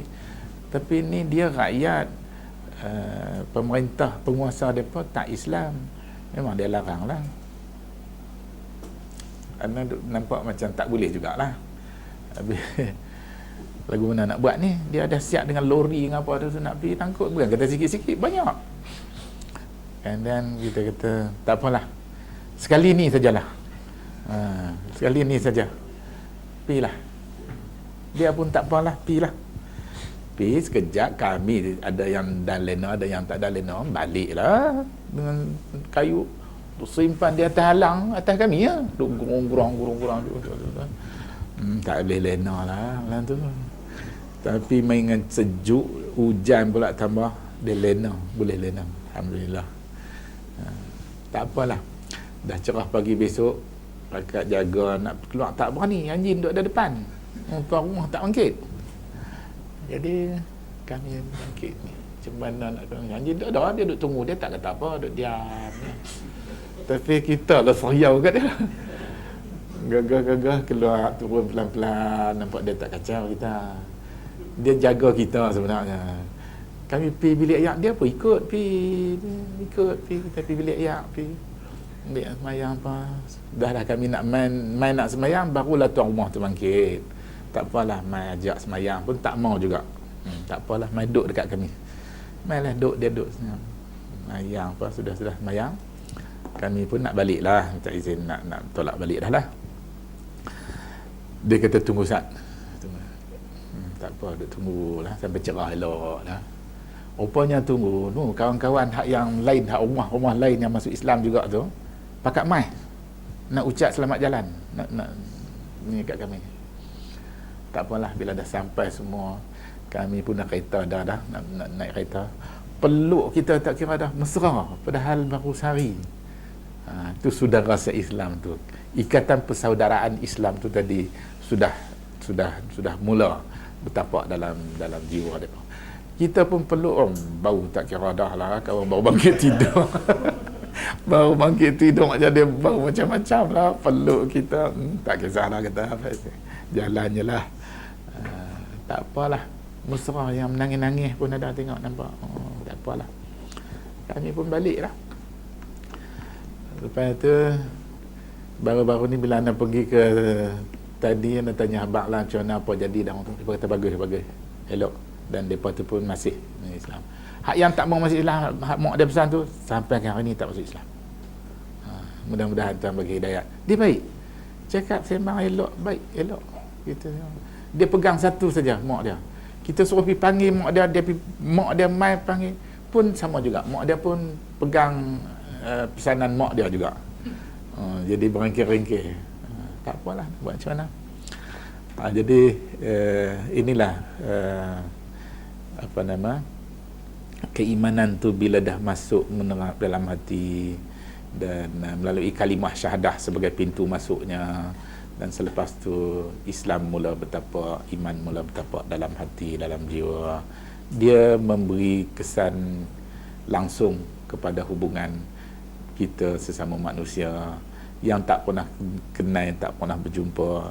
Dia boleh mesra sampai jatuh air mata bila nak berpisah tu. Mereka pun mesra elok dengan kita. Ana ingat lagi, Ana beli buah nenah lah. Kita beli buah nenah kan, buah nenah. Jadi kita dah tak ada buah tangan apa nak bagi kat dia. Depa tu layan kami bagus. Lama bagi buah nenah kat dia. Ambil. Okey. Dia ambil, dia terimalah pemberian kita. Dan nampak dia tu rasa nilah dengan kita. Rasa apa kata? Mesra sangat dengan kita. Kami nak naik kereta tu pun peluk-peluk kami. Baliklah kami. Dia kata kena cepat. Satgi kita ada program apa lagi kah? Pergi sampai ke sana. Alhamdulillah akhirnya nampak kesan tu adalah 100 berapa orang? 105 orang. 105 orang yang masuk Islam masa tu. Yang seronok lagi tu dah naik bas. Halapi depa tak kenal nah. Naik bas sekali sampai ke Bangkok. Sampai ke Bangkok lah. Berhenti semayang di masjid tu. Tak kenal lagi. Lepas tu semayang subuh, sudah semayang subuh, siapa buat kalut nak suruh nak bagi kuliah subuh? Bagi kuliah subuh kenal. Lepas tu naik bas kena bagi kuliah dalam bas tu sepanjang daripada Bangkok tu sampai ke Chiang Rai, balik daripada Chiang Rai sampai Bangkok sampai ke Bukit Kayu Hitam. Bukit Kayu Hitam kan? Kita tu balik itu. Balik sampai 2 minggu kot. Apa nama Satar tu. Ada seorang nama Satar nah. Dia telefon kat Ana.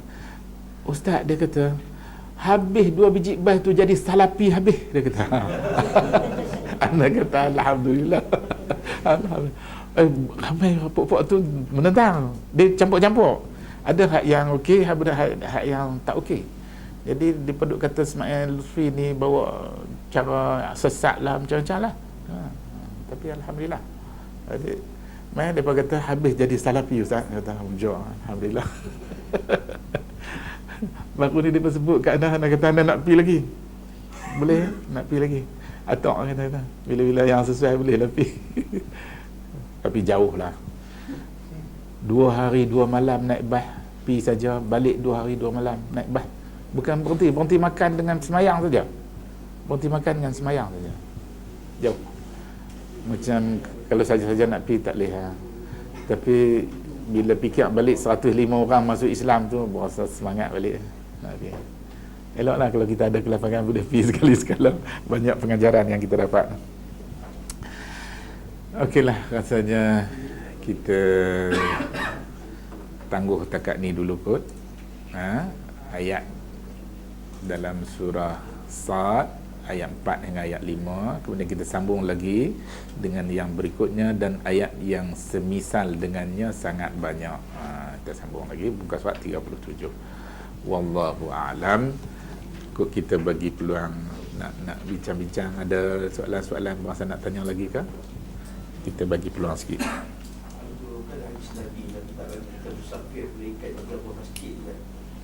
Tak tahulah orang kita ni dia tak pergi umrah itu, haji umrah tak pergi. Saja dia kumpul duit dia pergi ke overseas ke luar negara melancong. Masuk dalam larangan hadis Nabi. Yang Nabi kata jangan kamu musafir apa sungguh-sungguh musafir boleh ikat 3 buah masjid tu.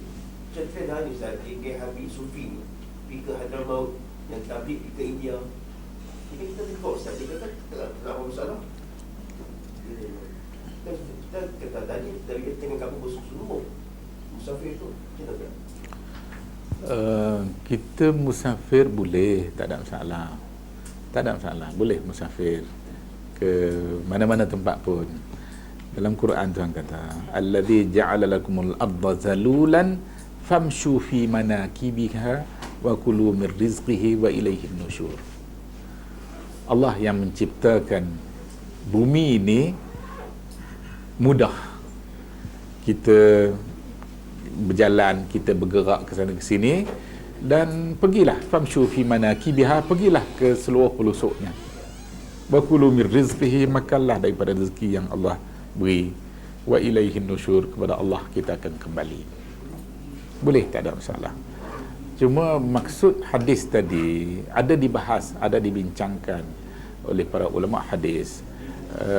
Itu dengan maksud kita berjalan jauh yang kita kira sebahagian daripada ibadat kita. Berjalan jauh yang dikira sebahagian daripada ibadat kita. Yang tu memang 3 masjid tu saja. Ada yang mengatakan tak, 3 masjid tu saja, bila kita berjalan ke 3 masjid tu saja yang boleh kita qasar sembahyang dan jamak sembahyang. Yang lain tak boleh. Yang ni pun pandangan yang agak sukar diambil kira dengan beberapa hadis yang lain. Sebab hadis yang lain mengharuskan kita qasar dan jamak apabila kita berjalan jauh yang tidak bertentangan dengan mana-mana suruhan ataupun larangan Al-Quran. Boleh, tak ada masalah. Al-Albani dia ada pandangan dia yang tersendirilah tentang hadis ni. Albani dia lebih cenderung kepada 3 buah masjid ni sahaja yang kita boleh musafir dengan maksud ibadat tadi. Yang lain tak. Itu pandangan Al-Albani, pandangan dia lah. Tapi ramai jumhur ulama tidak begitu. Jumhur ulama merujuk kepada 3 buah masjid ni, ini masjid-masjid yang istimewa berbanding dengan masjid-masjid yang lain. Dia lebih istimewa daripada masjid-masjid yang lain. So larangan itu memberi galakan kepada kita supaya masjid-masjid ni mendapat perhatian yang lebih daripada yang lain. Kan kalau kita semayang di Masjidil Haram, ganjaran dia 100,000 kali daripada masjid-masjid yang lain. Semayang di Masjid Nabawi 1000 kali. Semayang di Masjidil Aqsa 500 kali kena. Itu hadis tu sahih. Hadis tu sahih. Maknanya 3 buah masjid ni lebih istimewa daripada masjid-masjid yang lain. Ini tidak menghalang yang masjid yang lain juga mempunyai keistimewaan dia yang tersendiri, tetapi tidak mencapai tahap sebagaimana 3 buah masjid ni. Macam kita pergi semayang di masjid banding dengan semayang di rumah 27 kali tinggi darjat dia, kelebihan dia.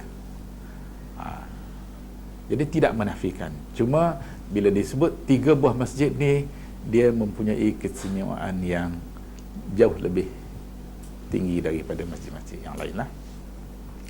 Wallahu a'lam. Macam yang Nabi sebut i'tikaf sebelum hari akhir Ramadan tu, ada ulama bincang Ustaz tentang i'tikaf di Masjid Nabawi tu. Kalau masjid ni Dia masalah i'tikaf tu lah, 3 buah masjid tu lah kalau mengikut hadis tu, dengan tujuan kita pergi ke masjid tu tujuan untuk beribadah. Termasuklah i'tikaf dan lain-lainnya. Sebab tu ada pihak yang mengatakan kalau i'tikaf di masjid lain tak jadi. Tapi jumhur ulama berpandangan i'tikaf ni bukan saja di 3 buah masjid tu, tetapi masjid lain juga hasil maksud i'tikaf jika kita lakukan. Cuma i'tikaf di 3 buah masjid tu jauh lebih istimewa daripada masjid-masjid yang lain lah. Albani juga berpendapat begitulah. I'tikaf hanya jadi pada 3 masjid tu saja, hal lain tak. Sebab hadis tu lah. Hadis tu. Wallahu a'lam. I'tikaf di masjid pada sepertiga yang akhir daripada Ramadan, ini memang diakui dan secara umumnya kita digalakkan. Kerana bulan Ramadan ni bulan ibadah, jadi sepertiga yang akhir tu itu kemuncaknya lah. Jadi sebahagian daripada ibadah yang boleh kita lakukan pada bulan Ramadan ni ialah beriktikaf. Jadi kita bolehlah lakukan di masjid-masjid di mana yang kita ingin melakukan i'tikaf. Di Petani, Dr. Ismail Lutfi, sahabat Ana, dia dah jadi satu amalan setiap tahun mereka akan beriktikaf di masjid mereka tu apabila masuk sepertiga yang akhir.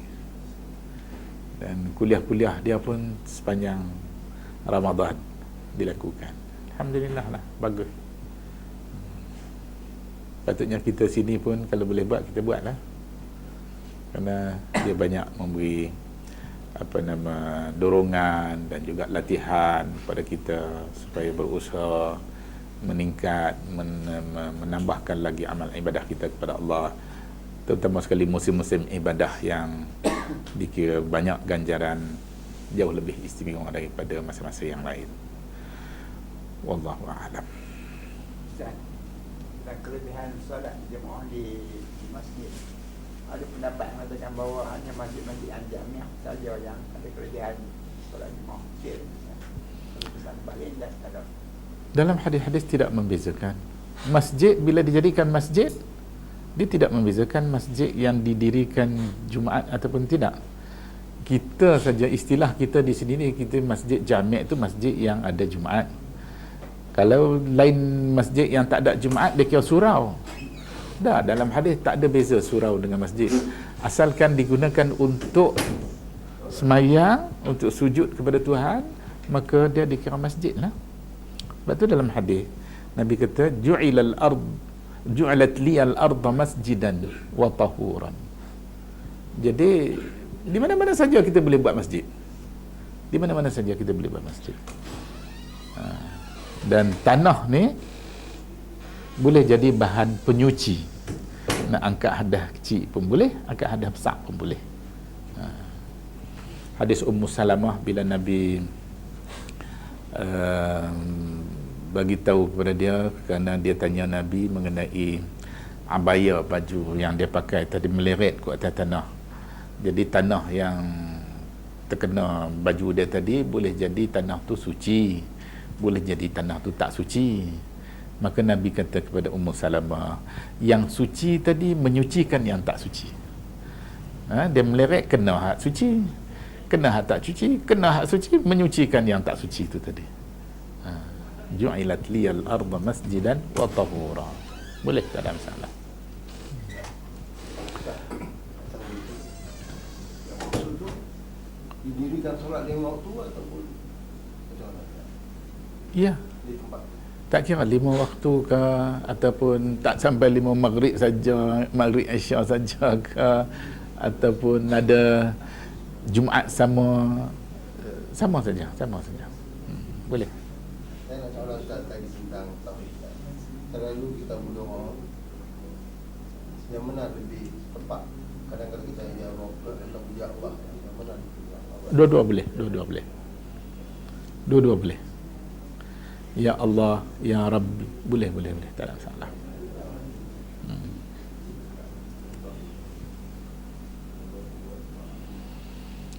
Kami dah kat no.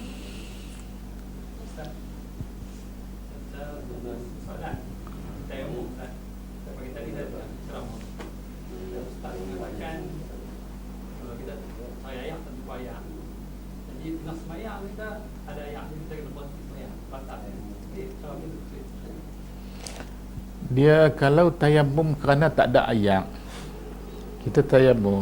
Bila ada ayak, memang terbatal tayamum kita. Bila ada ayak, terbatal tayamum. Tapi kalau tayamum bukan kerana tak ada ayak, tapi kerana sakit, luka dan sebagainya, kita terpaksa bertayamum menggantikan wuduk. Yang tu walaupun ada ayak, tak ada apa-apa, kita boleh teruskan. Tapi kalau tayamum, kita tak ada sakit, tak ada apa, cuma masalahnya tak ada ayak saja. Bila ada ayak, kena berhenti. Sebab yang ni dipanggil istishab hal al-ijma'. Dari segi sumber hukum, kenapa kita kena berhenti tadi, ini merujuk pada kaedah usuliyah istishab hal al-ijma'. Berlaku ijma' bahawa tayamum menggantikan wuduk. Ni berlaku ijma'. Bagi kes tak ada ayak, maka tayamumlah kita boleh lakukan menggantikan wuduk dengan ayak. Bila ayak ada, maka tak boleh lagi kita nak bawa hukum lama yang mengharuskan kita semayang dengan menggunakan tayamum tadi, untuk diteruskan sedangkan ayat sudah ada. Tak boleh. Tak boleh. Ha? Maksud dia kita masa kita tengah semayang, orang tak boleh ayat. Berhenti. Mayang kita terbatal, kena berhenti. Tak boleh. Dia banyak kes macam kita menikah, kita kahwin dengan pasangan kita, yang kita tahu pasangan kita dia memang dari kalangan wanita ajnabi yang harus kita berkahwin dengan dia. Setelah kita kahwin, dah dapat anak 2-3 dah, mai satu hamba Allah bagi tahu hamba ni 2 beradik ni, macam mana boleh kahwin? Dah kita tak boleh tangguh dah. Nantilah esok kalau lusa nantilah ni hidup mengandung nak beranak ni, nanti beranak ni lah. Dah tak boleh serta merta. Yang lama tu hukum yang keadaan sebelum tu, anak pinak kita, yang tu anak pinak kita yang sah dari segi syarak, tak ada masalah. Tapi nak tangguh, nak sambung lagi, tak boleh dah. Tak boleh. Itu pun sama juga. Itu dinamakan istishab hal al-ijma'. Ada dikira istishab hal al-syara'. Wallahu a'lam. Satu yang benar yang sama ni. Kalau kita musafir, kita nak jamak. Tapi kita kena tayamum. Jadi kita nak buat zuhur dengan asar. Ada kena 2 kali tayamum, sebab satu tayamum untuk satu solat. Jadi kita nak jamak solat zuhur dengan asar, dia sebab kaki luka tu kita nak tayamum. Jadi kena jamak zuhur sekali ke asar sekali ke sekali saja. Dia tayamum kerana tak ada ayak, dia hanya boleh sekali saja. Kalau selepas tu ada ayak, tak boleh lah. Bukan ayak, kita sakit. Oh, sakit. Kaki tak boleh, kita ganti tayamum. Lepas tu dalam masa tu kita fikir jadi nak sembahyang jamak antara zuhur dengan asar tu, sama ada zuhur tu sekali tayamum atau tak kena 2 rakaat asar lah sekali lagi tayamum ke ataupun sekali je. Dia masalah tayamum ni hanya diharuskan sekali-sekali saja. Maksudnya kalau nak jamak kena 2 kali. Kena 2 kali. Kita tak tahu apa yang akan berlaku selepas kali yang pertama tu tadi. Boleh jadi boleh kita ambil wuduk. Kalau tak ada ayak, boleh jadi ada ayak. Kalau ada ayak tapi kita ada halangan lain, boleh jadi halangan lain tadi, untuk kali kedua tak jadi halangan lagi dah. Itu makanya kebanyakan ulama kata kita tayamum ni hanya boleh sekali saja. Macam kes orang perempuan yang ada darah istihadah. Jadi dia ambil wuduk, tapi wuduk tadi untuk sekali saja. Lepas tu sekali nak sembahyang pula kena ambil wuduk lain. Jadi dalam kes tayamum yang menggantikan wuduk juga keadaannya sama. Ini kebanyakan ulama kata begitulah. Daripada hadis-hadis tak begitu jelas sangatlah. Apakah tayamum tu hanya boleh sekali saja ataupun sama macam wuduk juga boleh berkali-kali. Dia yang diharuskan kita tayamum tu ada sebab dia, kerana ayak tadi tak boleh. Kita tak boleh berwuduk. Jadi ketidak boleh kita berwuduk tadi, apakah dia ada masa yang kita boleh, ada masa yang kita tak boleh. Kerana ketiadaan wuduk ataupun kerana halangan. Halangan tu boleh berubah dari masa ke semasa. Jadi lebih baik kita ambil, kita bertayamum setiap kali kita nak sembahyang. Masuk dah solat sunat, macam tentang solat subuh kan, dapat solat subuh dan solat subuh. Ya. Masuk dah solat sunat. Ya, termasuk. Kena 2 kali juga. Itu yang lebih baiklah, lebih pasti.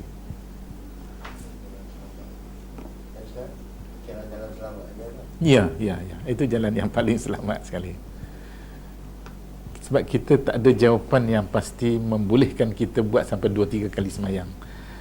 Dia bukan hukum asal, hukum baru yang dibolehkan kerana hukum asal tadi terhalang. Jadi halangan hukum asal tu kita tak pasti yang dia tu terhalang sampai bila. Kalau dia halang sekejap saja, maka lepas tu dia boleh pula. Macam tadi, kes tak ada ayak tadi, dia terhalang kerana tak ada ayak, maka dibolehkan kita bertayamum. Jadi harus kita bertayamum tu kerana tak ada ayak. Bila ayak ada, bila-bila masa tayamum terbatal, dengan sendirinya terbatal. Cuma orang kita bila dia urus jenazah kanak-kanak yang belum khatan, dia pun mandi mayat dia, lepas tu dia tayamum pula. Budak tu baru sudah mandi, tayamum pula sekali lagi, jadi berlemuh habis budak tu. Tak kena. Kalau dah tayamum, tayamum lah. Dia boleh ganti, bukan saja tayamum, bukan saja boleh ganti wuduk, tapi juga boleh ganti mandi. Hadis mengenai mandi junub, dua orang sahabat Nabi yang keluar bersiar-siar di pinggir Madinah, tiba-tiba mereka berjunub. Kemudian tak tahu macam mana nak buat. Yang mereka tahu, mereka dengar ada maklumat bahawa tayamum ni boleh menggantikan wuduk. Tapi mereka tak tahu kata tayamum juga boleh menggantikan mandi junub. Jadi yang kawan yang seseorang tu dengan ijtihad dia, oleh kerana tayamum boleh ganti wuduk, maka bila kita nak tayamum ganti mandi junub, dia kena bergulin kuat atas tanah, kuat dalam debu tu. Dia bergulin lah lagu dia. Yang kawan seorang lagi, tak, dia kata, yang aku tahu tayamum boleh ganti tayamum saja. Kata tayamum macam biasalah. Bila dah selesai lama, sampailah berita tu kepada Nabi. Nabi tak suruh mereka ulang. Tapi Nabi kata tayamum tu boleh gantikan wuduk dan juga junub, mandi junub. Sama juga dengan wanita-wanita yang dalam keadaan haid, bila dah nak mandi tak ada ayak ataupun terhalang daripada menggunakan ayak, dia boleh tayamum. Dan bila dah tayamum, tak payah lagi mandi lagi sekali. Tak payah lagi dah. Dia mandi yang tayamum kotor habis kawan tu. Ustaz, nanti kita kata bahawa ada ayat di tengok bahawa orang lah lain dahsyat daripada tayamum dan solat dalam pesawat. Dia sembahyang dalam pesawat ni ialah kita boleh jangka yang jarak perjalanan kita tadi, nak sampai pukul berapa, masa melibatkan waktu sembahyang, masuk waktu, habis waktu dan sebagainya kan. Kalau kita masih boleh uruskan, pilihan yang terbaik kita sembahyang dulu, ataupun bila sampai kita sembahyang jika keadaannya tu masih dalam lingkungan waktu yang dibenarkan. Kalaulah sampai waktu tadi masuk pun dalam pesawat, keluar pun dalam pesawat, maka kita tak ada pilihan lain nak jamak macam subuh kan, yang subuh nak jamak, tak boleh kan. Jadi kita tak ada pilihan lain kecuali semayang dalam pesawat. Nak semayang dalam pesawat, kalau boleh ambil semayang lah, itu yang terbaiknya. Tak boleh ambil semayang, tak ada ataupun ada halangan, kita tayamum boleh. Tayamum ni, apakah kita kena bawa debu tanah pergi tayamum kot dalam kapal terbang tu? Tak sampai pangkat tu. Tak ya. Boleh lah, tak ada masalah. Abu Hanifah berpendapat dalam Al-Quran, fa illam tajidu ma'an fatayammamu sa'idan tayyiban. Sa'id itu, mengikut pandangan Abu Hanifah, merujuk kepada bumi, bukannya merujuk kepada debu sahaja. Bumi itu, apa saja yang ada di permukaan bumi, di perut bumi dan segala-galanya. Cushion yang depan kita tu, yang tu dibuat daripada bahan-bahan yang ambil daripada bumi. Sama ada bahan pertanian ataupun kayu-kayan, ataupun bulu-bulu binatang ke apa bala ke, logam-logam ke apa bala, boleh, tak ada masalah. Tak nanti kursi depan dinding pun boleh, Boleh. Dan tayamum sapu muka dengan dua belah tangan ni saja. Dia tak ada musta'mal, tak ada. Dalam kes tayamum tak ada musta'mal. Kita ambil wudu ada yang musta'mal lah kita gunakan musta'mal. Dia tak ada. Dia sekali saja. Sekali untuk muka, sekali lagi untuk dua belah tangan. Selesai. Dia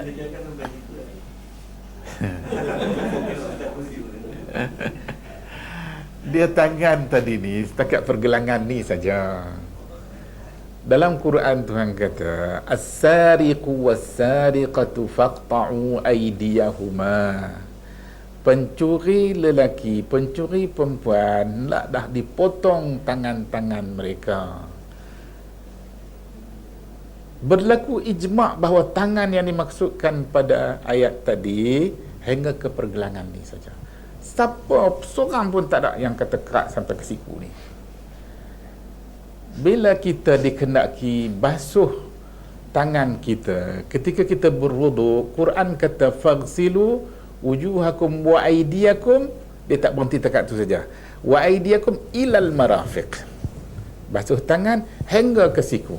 Kalau dia kata basuh tangan, dia sengap dekat tu, dekat ni saja kita basuh. Imam Asy-Syafi'i kata oleh kerana wudu dengan tayamum ni dua beradik dan tayamum boleh menggantikan wudu, maka apa yang berlaku pada wudu tu berlaku juga pada tayamum. Bila kita sapu tu sapulah sampai ke siku ni. Dia seorang yang kata lagu tu dengan pengikut-pengikut dia lah. Ulama lain tak. Ulama lain dia kata tangan tu takat pergelangan tangan ni saja, berpandukan pada ayat berkaitan dengan kes curi tadi. Jadi bila Tuhan kata faqta'u aydiyahuma, Tuhan tak kata faqta'u aydiyahuma ilal marafiq. Tak, Tuhan tak kata begitu. Maka kerat tangan takat ni saja. Berlaku ijma', termasuk Imam Syafi'i sendiri. Dan pengikut-pengikut mazhab Syafi'i pun sama juga sependapat bahawa kerat tangan dalam soal curi ni tak boleh dikerat sampai ke siku. Tak boleh. Takat ni saja. Jadi dalam soal tayamum ni kita sapu debu tadi hingga ke pergelangan tangan ni saja. Wallahu a'lam.